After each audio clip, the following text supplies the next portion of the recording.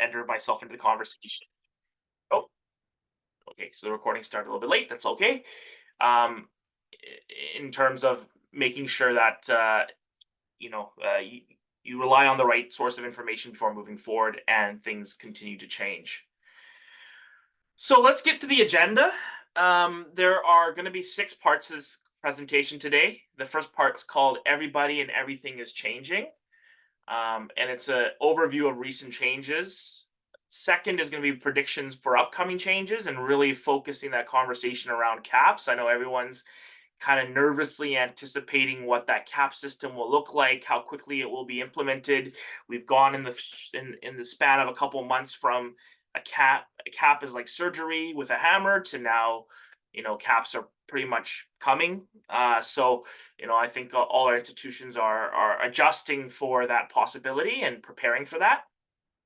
I also wanted to then share 3 case studies, and these case studies are recent experiences that our firm has had with students inside, outside, and also temporary resident permits. But this kind of will give you a lens onto the type of complications and some of the adverse outcomes that recent study permit policy and changes have had on the applicants themselves. Some of this stuff might be within the scope of your practice, some of it might slightly step out, but it's important to see sort of where the international students are landing at times like this.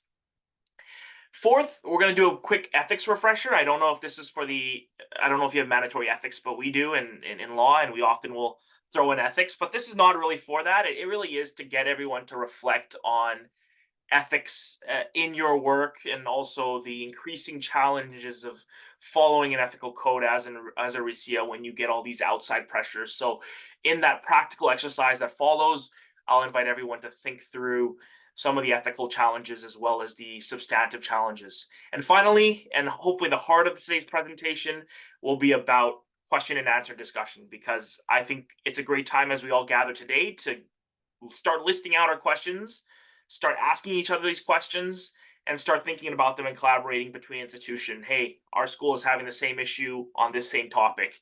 And if I have a crystal ball lens, I think the number of questions and issues are going to only rise from here on in. So start with part 1, everybody and everything is changing, an overview of recent changes. Again, for many of you who follow immigration on a regular basis or even read the news, this won't come as a huge surprise to you. These are things that have been published already, but it's worth unpacking one more time. Obviously, the cost of living requirements raising from 10,000 to 20,000 plus a bit, which began on January 1st. And the table there just showing how that impacts, of course, for the individuals and the LICO. I got this from infoplace.ca. There's also the 20-hour per week work limit that's been increased until April 30th, and we're still sort of waiting what that looks like moving forward. But those are 2 changes that have had some impact. And I know the big one is that finances one, right? The 10,000 to 20, the doubling. For a lot of folks that are students that were already living very, paycheck to paycheck, or just getting enough funds to show minimums, this has had a lot of impact, especially for applicants overseas. But the question now becomes, how do applicants and their representatives abroad adjust to these new financial requirements? I think as practitioners, we probably have to be more prudent, right? To spend a little more time interrogating the bank statements and loan statements and sources and proofs of these funds. I think immigration will be doing the same. The question about in Canada, I think this has been raised for several folks, right? You put this requirement on outside Canada, but what about inside Canada? And based on just, it's a short window given these are recent requirements, but I'm already starting to see more inquiries to our office specifically about those that are being refused or questioned on their extension applications, right? So this seems to suggest that whatever threshold for automating or speeding that up might be complicated by these recent requirements. And what happens if in Canada financial requirements match the overseas ones? What kind of challenges will that create? And then finally, will there be lenience on those who misinterpret the work hour rules? Folks continue to get confused based on when they got their permit, who's in, who's out. and how will they or should they proactively disclose their mistakes on applications, or is it gray enough that they're not going to answer it and say no? These are the questions that have come into our office and come from referrals from students from institutions. There then is the whole use of the whole discussion of protecting students from fraud, the use of portals. Um, we understand that the letter of acceptance verification process has come in, and later this fall there's going to be a recognized institution framework, presumably to benefit the DLIs that have higher standards for supporting outcomes for international students. They're going to study the postgraduate work permit. I mean, this seems like a very comprehensive review right now, a lot of which is happening at a time when there's a lot of scrutiny on temporary residents and students, as we've discussed. So, what happens with all this, and what happens when these issues become institutionalized as policies and start creating further challenges for our students and further challenges for us as practitioners to keep up with them? And IRCC has been, and I've been lucky to be part of some of these conversations. So I can't disclose all of them, but I can talk sort of as an overview that these new portals that they're creating, this idea now that there's kind of portal triage, or folks are using some portals or not the other. They're trying to resolve this by creating centralized portals that have better usability and more functionality. But even in those sessions, I can tell you that there's a lot of concern and questions we have about what is the portal actually asking for, how do we know where this information or these functions are going, how is this information being shared among stakeholders. So there, even with these new portals, show a healthy level of skepticism.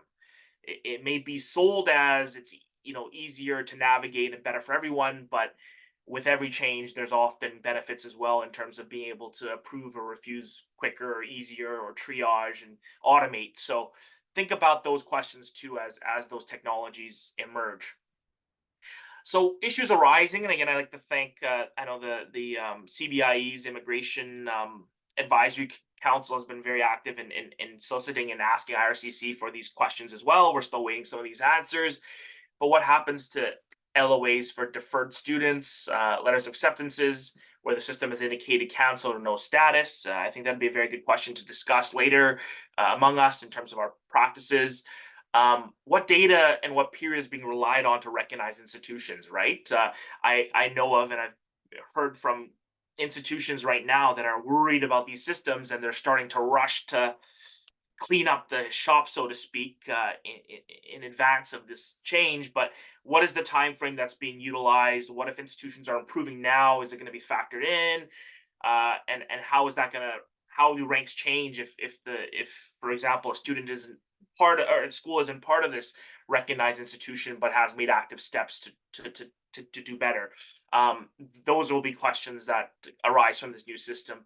And what does it mean ultimately? I know many of you who are doing the math and thinking about international numbers and how that impacts your school's financial situation, and more on the administration side, what does it mean for volume of international to domestic? What does it mean for approval rates? And how are these all going to intertwine together? Finally, and I discussed this a little bit earlier, AI and automation. We know that that's where the government wants to head. We know that's where decisions are being made, but how is it going to be utilized in the new portals? There's still definitely a shadow of secrecy around all of that. I would be remiss not to bring it back to the elephant in the room. And if anyone's been reading op-eds recently, or seeing what's on Twitter or X, or seeing the news, clearly there's a shifting sentiment. There's a shifting sentiment to immigration. It's happening in Canada, it's happening in the UK, Australia, New Zealand, the Five Eyes, and that is having a direct impact with policy. Right, you're seeing policies that yesterday were deemed premature with no data and no research, now being like, we need to implement this ASAP. So we know the population growth, the housing issues that apparently have been tied together, the numbers issues. Again, there are different banks and different stakeholders have suggested different things if we do cut down on temporary residents. But ultimately, we know there's a numbers game. The number of permanent residents and spaces isn't aligning with the number of temporary residents. And we've seen that shift impact politically and impact housing, food banks, healthcare, economist reports. These are all areas where these tension points are being raised. Immigration as a wedge issue for the election, global anti-immigrant sentiment, and also geopolitical concerns between Canada and different countries are playing out through the proxy of immigration. So these are all issues that are complicating the situation, but you see them play out.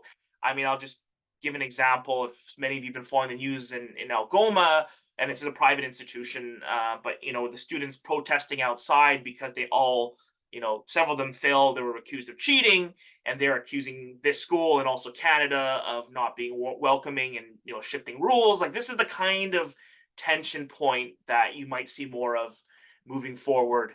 And I don't think any institution by any means is immune, right? So I know that's a specific case, but that's where we're seeing. So let's talk now about predictions and what we see as upcoming changes. And again, I love this because just a couple months ago, the caps were considered surgery by hammer, and now the minister is tweeting every day, sharing news stories about caps, right? And again, this is a bit of a side story, but one of the things about the minister that I find very, very fascinating is rather than just tweeting his opinion or tweeting like IRCC, he's tweeting all these like news articles from different news branches all the time. And I don't think he's yet wandered into some of these negative op-eds, but I'm always curious, and I'm in contact with some of his staff actually sometimes. I'm just like, well, why is he tweeting news stories all the time? Like, why does he just tweet like what he thinks or what what the government's position is? But anyways, that's not my business. But from this we know that the caps are coming. Considering it's gone out of control, we need to rein in. Like, there's going to be some impact on numbers and setting an upper ceiling, so to speak.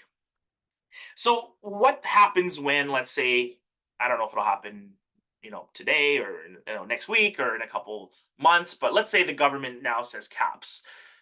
What does that mean? I think all of us have to look at that in the various potentials that could exist in. Well, first of all, higher refusal rates, and I think this is before the even caps are in. Those who are, whether you're working with the Indian population, for example, or China or Pakistan or various countries in the Middle East, you're already seeing the high refusal rates play out.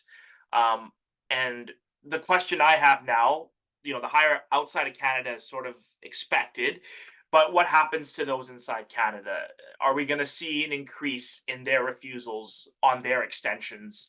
I had a recent inquiry come to my office about a ties inability to leave Canada refusal for an extension for someone inside Canada. Well, can that refusal ground rear its head more in the months to come and days to come? For those folks who are refused right now, during the sort of, I would say, COVID in recent years, that it was very flexible.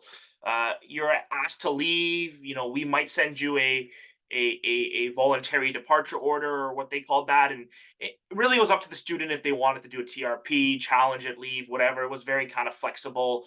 No one was knocking on their door. But what happens if they amp this up one notch back to the way things were several years ago? And those who practice, those newer, you might not remember it, but those who practiced 8-9 years ago, you'll remember those days when folks would get refused, and not only refused, but CBSA would knock on their doors shortly thereafter. Or if students were not actively pursuing studies, CBSA would knock on their doors. Or if someone was driving in a car with an expired license, next thing you know, they'd be on the front porch of CBSA. So like there was a time when enforcement was like this, right? And if there is an increase in negative sentiment towards immigration, and there is a call for enforcement, will that play out again? And it's complicated again by this out of status policy, because we know no details about this. But for folks who've been in Canada a long time and are running into trouble, let's say they've been here 5-10 years. Some kids, I mean, some folks come here as elementary school students, right, before they run into the challenges in university, etc. What if they're waiting for an out of status policy that they think applies to them? How will they balance that expectation with the expectation of leaving Canada first, and what happens if they try and come back. So these are all the questions that raises. Um, the caps, right? Themselves, are they going to be by total volume? Is it going to be kind of a beginning of the year thing? How does that shift, right? Right now, some folks want to study in for September. Some even strategically want to study in the new year in that semester because they think that approval rates are going to be higher because there's less volume. I mean, people are always trying to triage and arbitrage the system, but what happens if it's a cap and Canada says once this number is reached, no more for this year? Well, that will change and affect not only student behavior, but also institutional offerings when they have their programs, what they want to run, etc. Um, what if it's by institution? Again, percentage success arbitrage. These were things that many students didn't consider in the past, but now they are asking for, and folks are presenting data showing if you go to this province at this level of education, uh, with this program, your chances of success rate are so forth. I think that there's going to be more efforts to try and data mine this to make mathematically correct decisions, so to speak, on where to study, right? And if your institution has a very high refusal rate, and that data is either accessible or made public, what does that mean for your institution and for your ability to attract individuals? What if that's the material that the government relies on to establish their rules? That those are all things to be concerned about. And then again, misinformation is marketing, right? And I know many of you in the CBI and BCCI are very good on your recruitment practices and your ethical practices on that end, but for those who are struggling in this field, because this will obviously have an impact on both institutions, but also agents and practitioners, expect some of this information to start coming out because people are trying to still maintain their jobs and livelihood or their institutions. And what happens when that information is mismarketed or brought to the public? So these are all questions I have. What does this bode also for the future, right? And there's a strong lobby right now for category-based immigration for international students, and it sounds like this sounds almost like we're just doing category for express entry.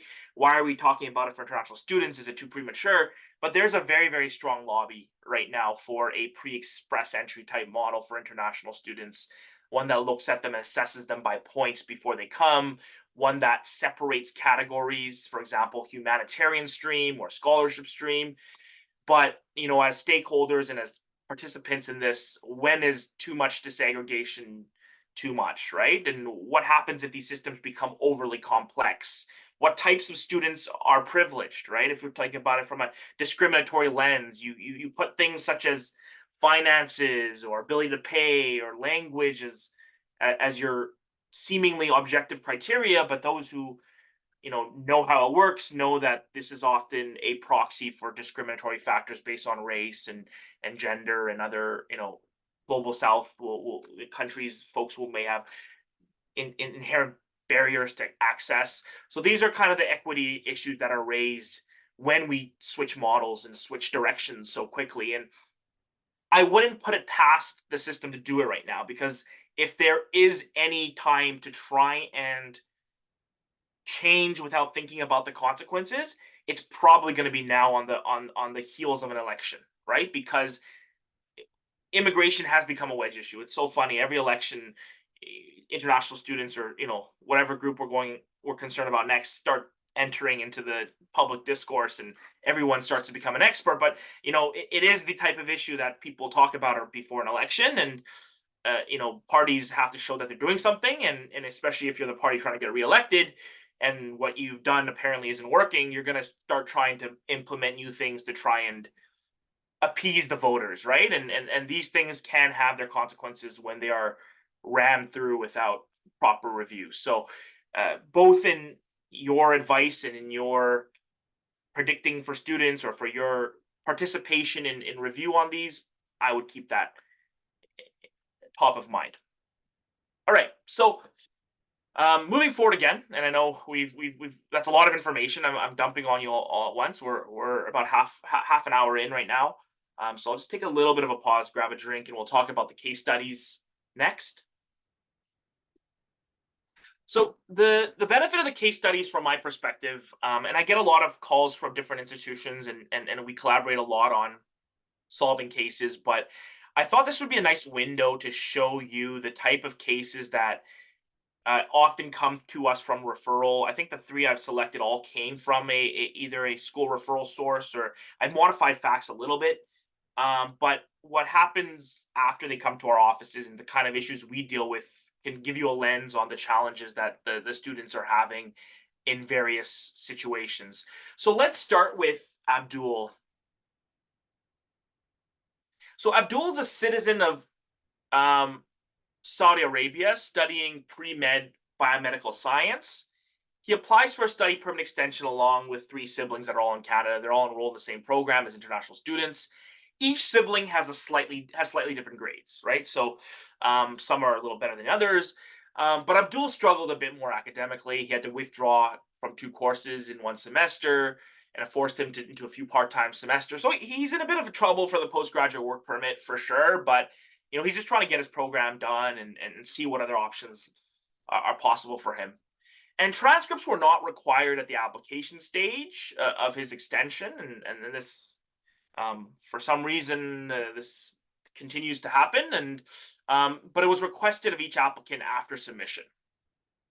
So for all other siblings, nothing happened. But Abdul gets a letter informing him that his application was transferred to a local office for further investigation. And then he gets a letter refusing him for not actively pursuing studies pursuant to our 220.11 of ERPR.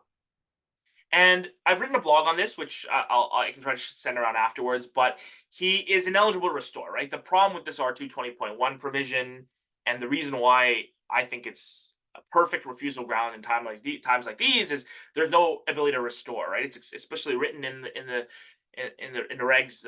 You can't restore your status back to anything, right? You're done. You're refused and you have to leave. So we go to court on this. We fight it, and we do a judicial review. Our argument is that, hey, you've only asked for transcripts, right? And if you see the policy that you posted online, you're supposed to be able to give letters from your professors, other supporting proof. You never even alleged this to him in a procedural fairness letter, and all you've seen is his transcripts and the interpretation. So we're successful in that attempt and in getting the case reopened, right? But then, and this hasn't happened yet, but I'm just predicting the worst case scenario because it's another inquiry that has come in. He gets refused on reopening for family ties and has an ability to leave Canada at the end of his stay. So you've seen in this situation this kind of, again, students studying something quite important, just had a few bad grades, a couple withdrawals, but it turns into a refusal that has no grounds of restoration. And even after opening this, it could be refused again for something like family ties. It goes to the kind of uncertainty that exists right now and the pathways for immigration to refuse in a very harmful way to students. So the one thing I would caution out of this case study, to take back to your advising, is whenever you talk to your students, even if they had like a criminal, for example, I've had a bunch of calls recently about criminal charges that aren't convictions that have to be disclosed, okay, on the form. It seems very straightforward. But my question is always, show me your grades, right? Show me your transcript. How are you doing academically? Because they're looking for refusals on this ground. It's discretionary, it's quick and easy based on what they've been applying the policy as, and students are just told to leave without recourse. So I would flag this as a common situation. Now let's go to the case of Twin. This is the outside Canada case. And for those of you who've been following my X Twitter or my LinkedIn, or just because this case is high on my mind, you'll know exactly where it's coming from. Twin is an applicant for study permit from China. She attended the Harbin Institute of Technology for undergraduate studies in economics. She received a scholarship to study PhD at X University, and it's in economics as well. And she writes in her study plan that she wishes to go back and teach in China at a leading institution. That's the reason why she wants to come to study in Canada.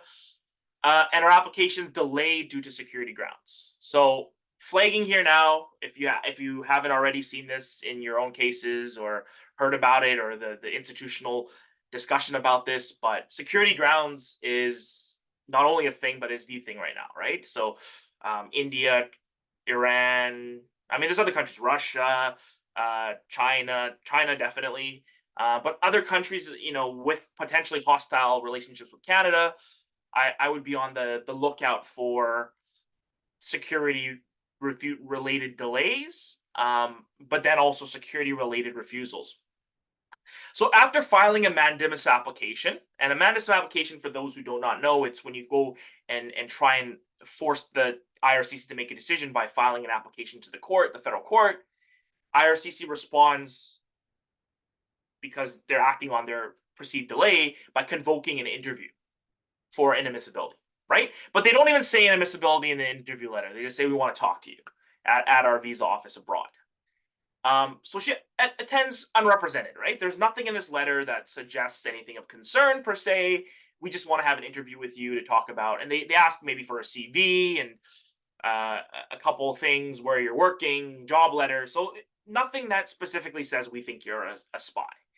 So she's met by an officer who begins in this interview just to tell her and essentially present to her and speak to her about several intelligence documents, books that allege that the applicant's economic work might be used to coerce her into gathering information that could be transferred to foreign officials, entities, or individuals that are overseas, right?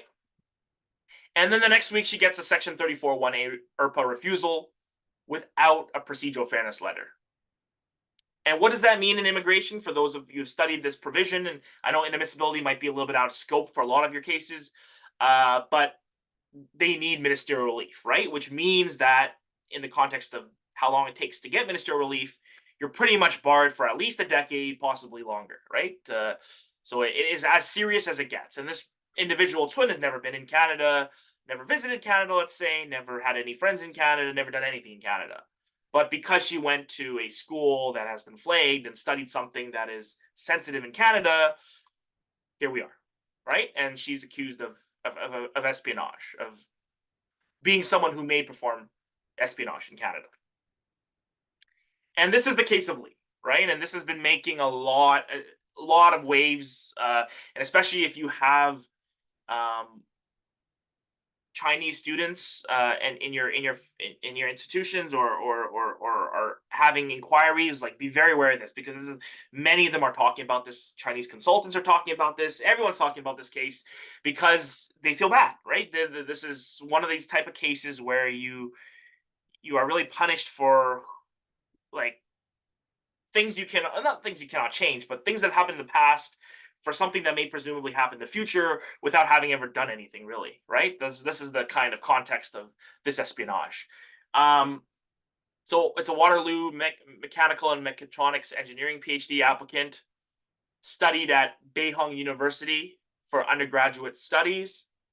And I mean, this university, and this is where you have to do your due diligence on the universities, right? And this may sound like profiling, and unfortunately, part of our job and our work is we have to kind of profile our clients. But if they say they are from, China, and that they studied anything somewhat even not sensitive, by the way, we have clients that we're working on right now that have economics degrees, which is why I use that example, or non-STEM, non-science degrees that are still being flagged by the system. But that university, right? If you do some research, it's on a list of 7. It's called 7 Sons, with alleged ties to the military in China, and it was the basis of a lot of the U.S. Trumpian policies that Canada is now somewhat replicating, except without policy and penalizing, essentially. The other part is the study plan, right? In this case, he wrote in a study plan that he wanted to return to China after his studies to improve point of care technology in public health. So this individual actually is now a cancer researcher in Hong Kong, studying at a Hong Kong university for his PhD. But all this to say, he wanted to improve public health back in China, right? And if you think about study plans, if you're ever advising students on study plans, because of the nature of dual intention, many of us are advising our clients to write study plans that show that they're going to go back, right, and do some good work in their home countries and find a great job with their home country, right? You have to be somewhat careful of that statement now for certain people from certain countries in certain areas, right?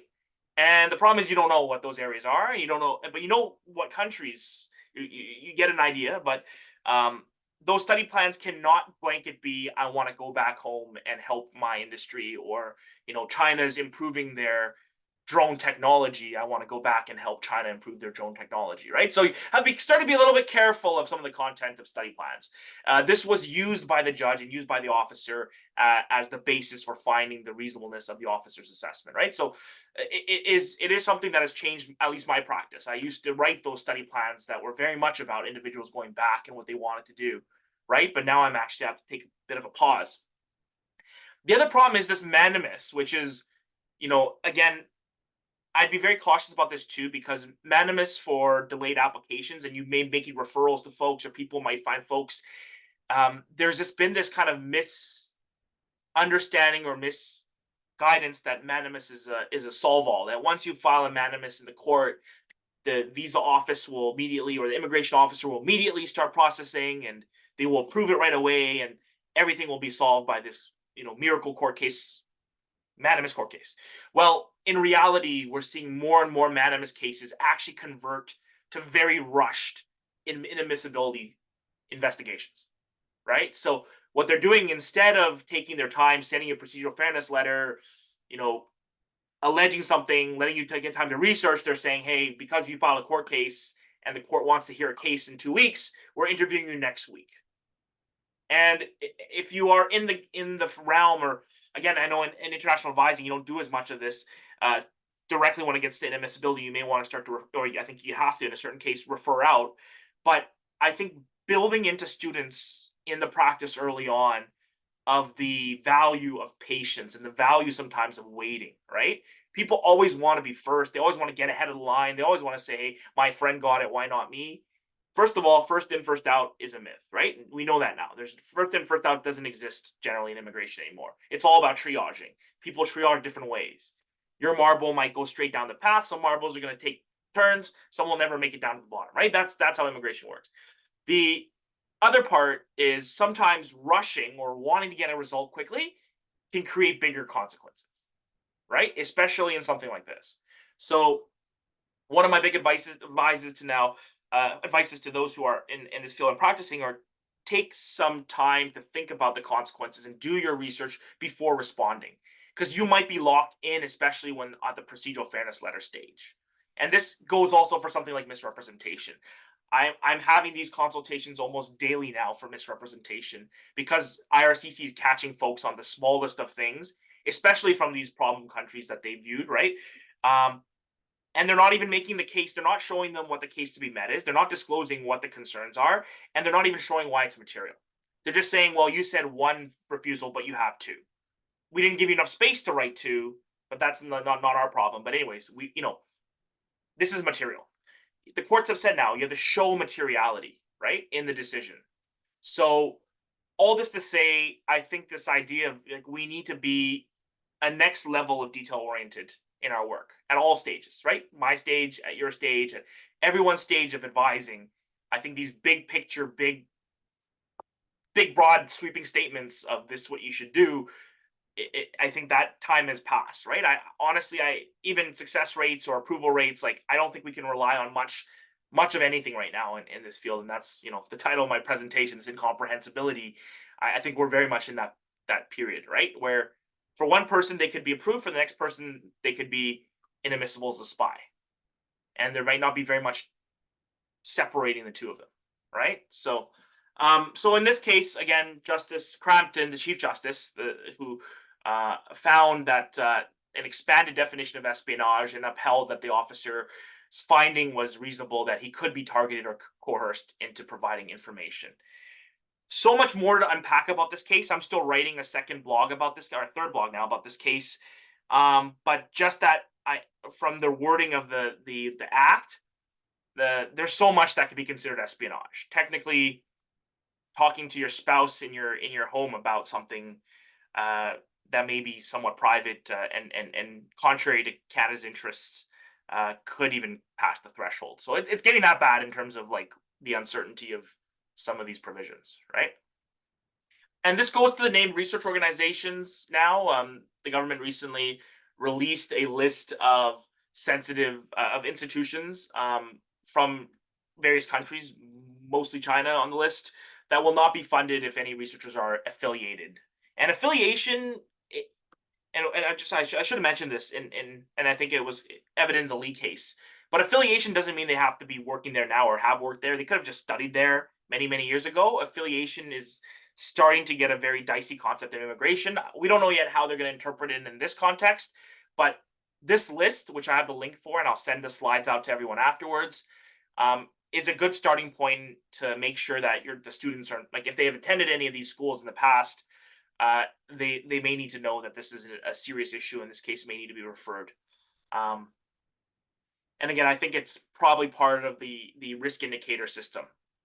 So, and again, the other thing I added is it's unclear whether the proposed area of study even matters or not anymore. So one of the things I'm trying to test in the next couple of months with some clients is if they no longer come here to study or work, if they're just coming here to see a loved one, does it still make them a potential threat for being coerced, or is it the actual act of studying or working that they're concerned about? So these are things that we're going to have to figure out over time, because the court case is kind of bad and it opens up the floodgates for these type of findings, and the government is jumping in, so to speak.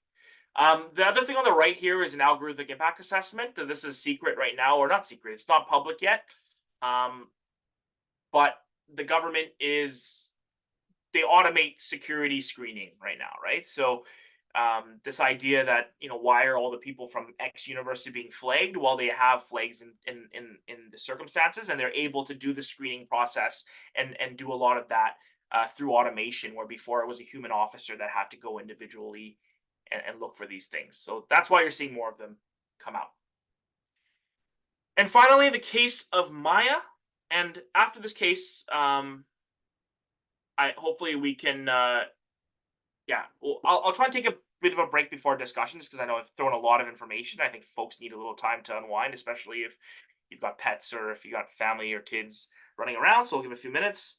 But Maya is the last case I want to talk about, and this one is about an Indonesian who misread the expiry of her study permit wrong, thinking it was attached to her passport, got the year wrong, and now is outside the restoration window.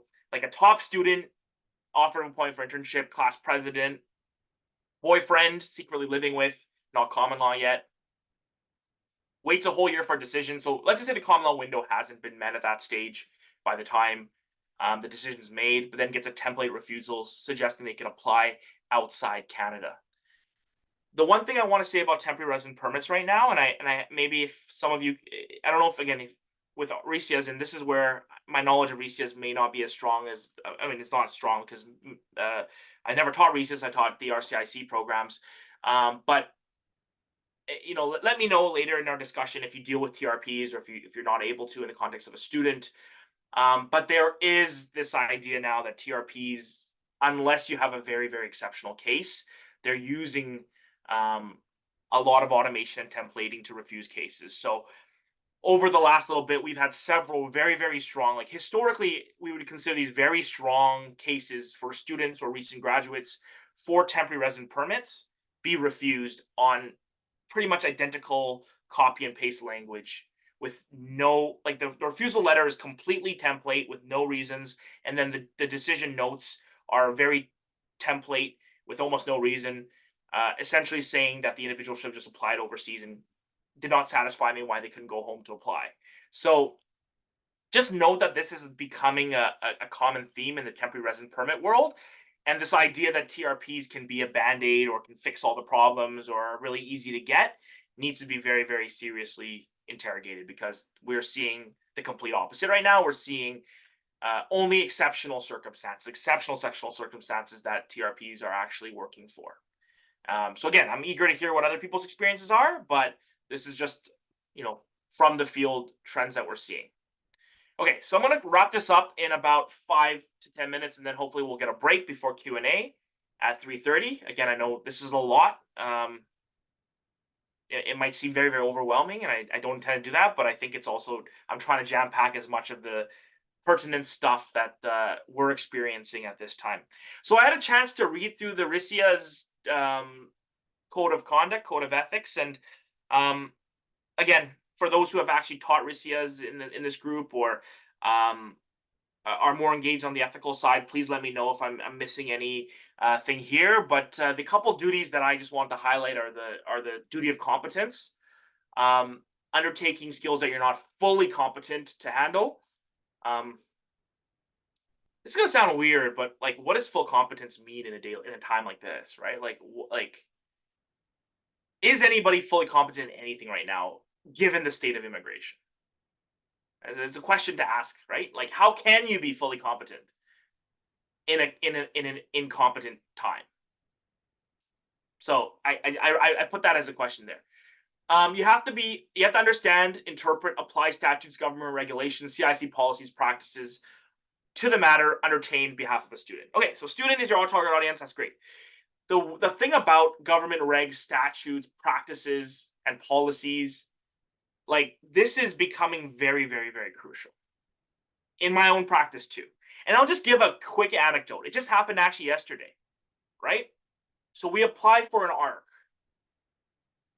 The first time I applied for the ARC, I followed what I traditionally had followed, right? Which was, I thought, this is authorization to return to Canada, for those who are not familiar. I thought, as you apply for the temporary, ETA first, you get it, and then you tell them you need an ARC, and if they think that you have grounds, they'll ask for the ARC application. You attach that to the overseas visa office, and then they render a decision, right? So I advised that. And again, one of my mistakes, I should have checked the website first at that time, and it told me to not do that. So the case gets refused for not having done an ARC first. So we read the website, and we submit an ARC application directly to the visa office, as the website now says, right? To send it first, get it approved, and let them know, because you're visa exempt, ETA, do the ARC application in that context. So we submit the application in November. We're still waiting for an acknowledgement of receipt. And yesterday, my client sends me the website of IRCC, right? And says, are you sure we applied the right way? And guess what? The instructions turned back to the first instructions that I thought were the instructions, but aren't the instructions anymore. So in the course of this short period of time, what I thought was the instructions no longer became the instructions, but then became the instructions again.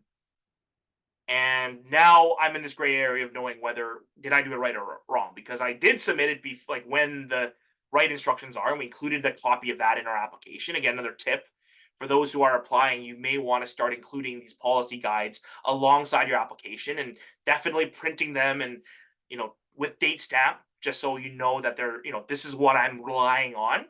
But it changed, right? All in the course of a month. So it's a time of shifting practices and policies. And I think to just even blindly go into a student consultation or any presentation or work or meeting without that morning checking what the rules are would be a mistake, right? And that's even for me, right? I'd love to go to a consultation with a client and just recycle the same speech I've done, 100 times. That's easy, right? But more and more you're realizing that that's not how it works anymore. That there's things that change on a daily basis, websites that are being updated. End of last year, when court cases change, they're updating websites to try and reflect that. So you have to keep up with that. And that's why the maintenance of skills and knowledge and attending workshops like this are really, really important moving forward. And then the deadlines and the communication and then the professional development opportunities. So all of that remain informed. So I'll just note something about the deadlines here that I wanted to talk about. In my practice, and this may be the practice that you're experiencing as well, these deadlines are now being truncated, right? Like IRCC's propensity to give us enough time to respond to things has decreased, right? They are rushing in many cases to render quick decisions. Their portals are also, especially for web forms, etc., not very effective at often receiving, for example, extension requests, right? Or receiving proof of. So, for example, the number of cases of folks who've uploaded documents but not properly transmitted them, so many come to our office, right? So just be aware of like taking the extra step to do documentation, to save things to file, to confirm things with clients, and to do the extra step, because these are the things that if a file lands on my door and I have to try and make an incompetence of counsel argument, or find some fault, we're looking back at that paper trail, that audit trail, to see what happened. So it's just a time to be extra diligent, because they are looking to refuse, right? Like, and it's different in a time when everyone's opening the doors and little mistakes are being forgiven, but these are not those times, right? The mistakes are not being forgiven right now. In fact, they're being, how do I put it? Anyways, I had a Chinese saying for this, but they're looking for the bone in the egg. I think that's saying in Chinese, but they're finding all the little tiny mistakes and trying to make them big mistakes now. In a lot of these cases where they have concerns. So, ethical dilemmas. How do we advise competently when we don't know what we're operating with? We don't even know half the tools. The refusal grounds are on certain grounds that are template, but the actual happenings are all behind the scenes in technology, risk indicators, AI, security screening, Chinook. So how do we advise competently in these times?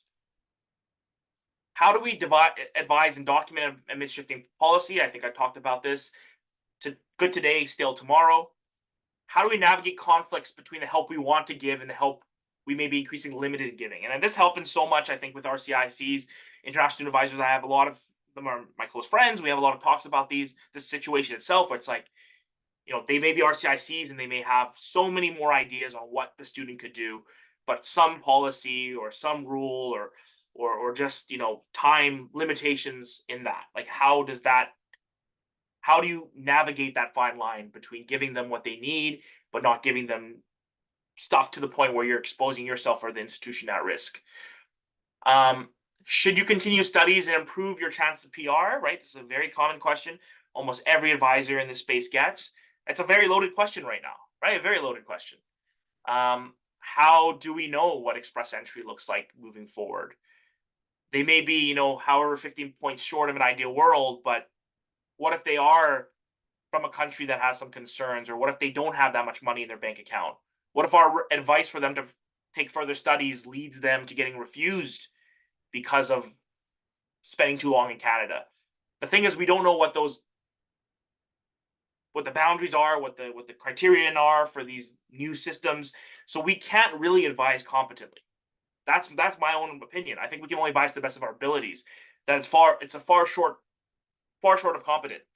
But we have to show that at least we're being accountable and taking documentary steps and ethical steps to show that we have done our best effort at being competent, right? That's I think the new standard. And then how do and when do we make key referrals, right?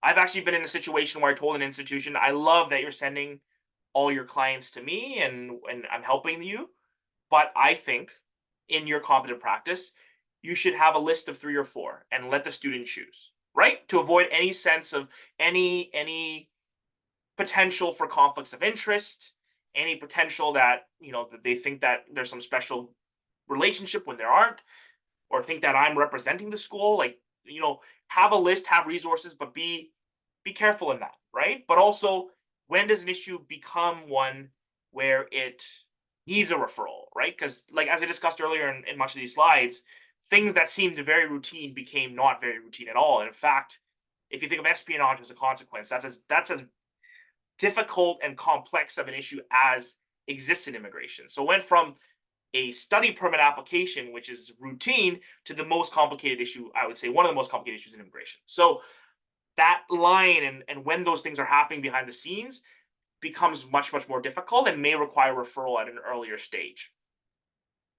So, and let's see, it's 323. So I do want to, we'll go through this fact pattern just quickly. This is just one I left for discussion, but we can come back and talk about it after the break.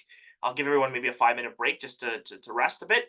But this is just an example I was thinking of, an international student coming to your office, right? They need a study permit extension. They chose you. You share your same language. You go to the same church. You're in the same community together.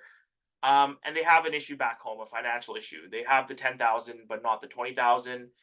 And then they're attending a master's program from a Y university that's come under heat recently for a number of stipend refusals and watered down education.